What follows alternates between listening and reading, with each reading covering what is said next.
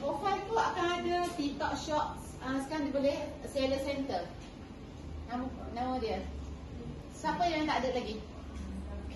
Satu. Dua. Macam mana? Macam mana tolong? Siapa yang tak ada lagi? Mari kita fokus ke apa yang tak ada. Kalau yang dah ada boleh tekan.